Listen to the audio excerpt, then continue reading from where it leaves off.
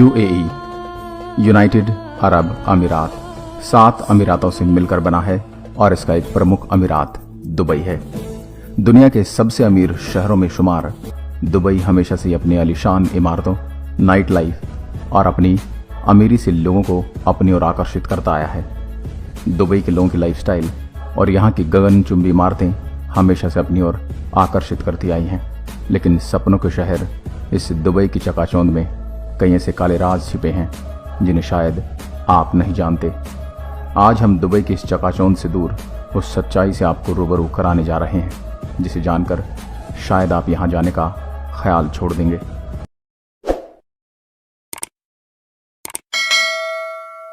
Dubai की गगनचुंबी इमारतों और मॉल्स को देखकर आपके दिमाग में कई बार ये बात जरूर आई होगी कि कितनी खूबसूरत इमारतें हैं। लेकिन क्या कभी आपने सोचा है कि इमारतें आखिर बनी कैसे हैं?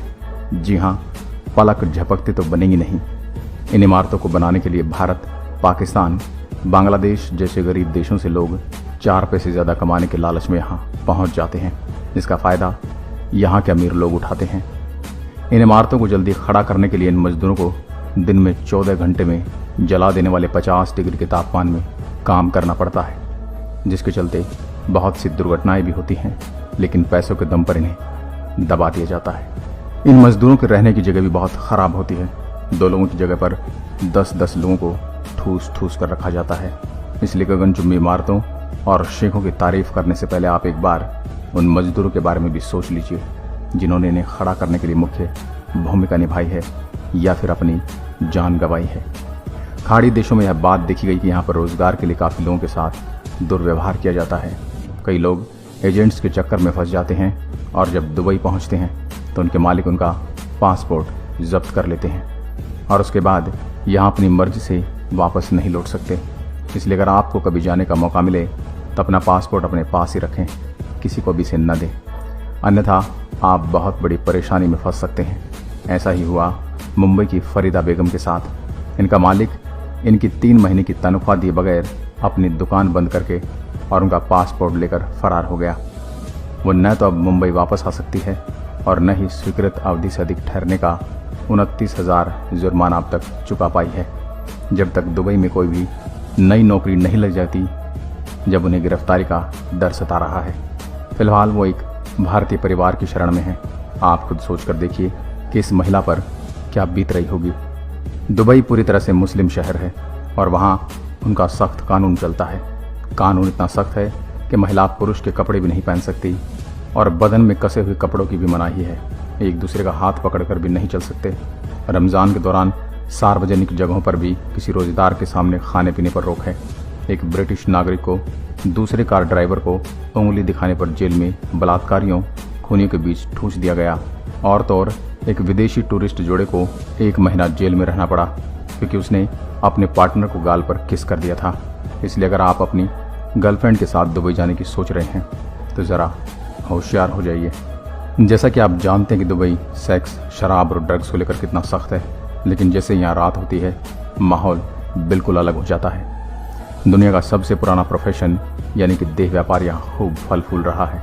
लगभग 30,000 लड़कियाँ यहाँ इसी काम के लिए मौजूद हैं जो 1 घंटे करीब $500 लेती हैं। इस काम से यहाँ के अमीर खूब पैसा बना रहे हैं और इसी की वजह से मानव तस्करी भी बढ़ती जा रही है। इस काम को यहाँ कोड नाम है लेडीज़ नाइट। पुलिस इन सब के बारे में जानते हुए भी चुप रहती है।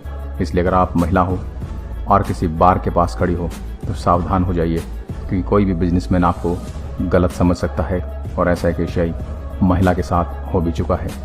सोनापुर यानी सोने की नगरी। दुबई में भी एक जगह है सोनापुर। यहाँ आप गए तो आप समझ जाएंगे कि नाम के विपरीत यहाँ के हालात बहुत ज़्यादा ख़राब हैं। दुबई में काम करने वाले मजदूरों का घर है ये सोनापुर। यहाँ लोगों को ठूस ठूस कर रखा जाता है। लाखों मजदूर यहाँ दयनीय स्थिति में रहते हैं। छोटे से कमरे में 8 से 10 मजदूरों को रखा जाता है।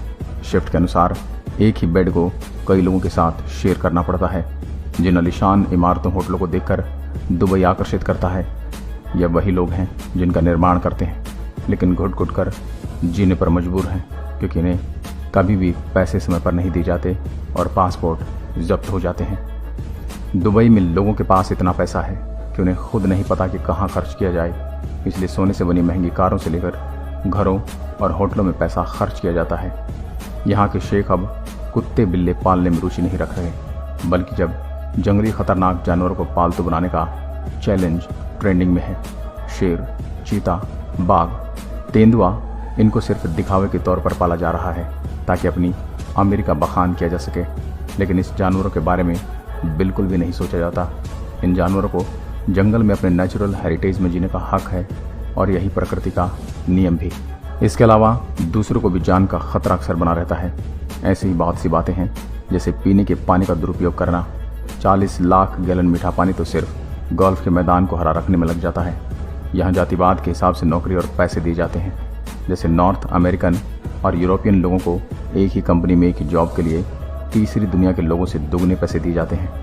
आपको दुबई में फ्री स्पीच की आज़ादी नहीं है। पुलिस और सरकार द्वारा ऐसे लोगों को आवाज़ को दबा दिया जाता है। दुबई प्रगति के नाम पर वातावरण से खिलवाड़ कर रहा है। तो दोस्तों, दुबई की चकाचौंध में खोने से पहले यह कुछ ऐसे काले सच हैं जो आपको ज़रूर जानने चाहिए। हमारा मकसद सिर्फ ऐसे सच को लोगों के सामने लाना है जिसके चलते किसी को आगे परेशानी ना उठानी पड़े। और एक बात और बता दूं दोस्तों, इस वीडियो में बताए गए सारे फैक्ट्स और जानकारी न्यूज़ और इंटरनेट से लिए गए हैं। वीडियो को शेयर ज़रूर कर सकते हैं। आपका एक शेयर वहां जाने वाले की ज़िंदगी बचा सकता है। धन्यवाद।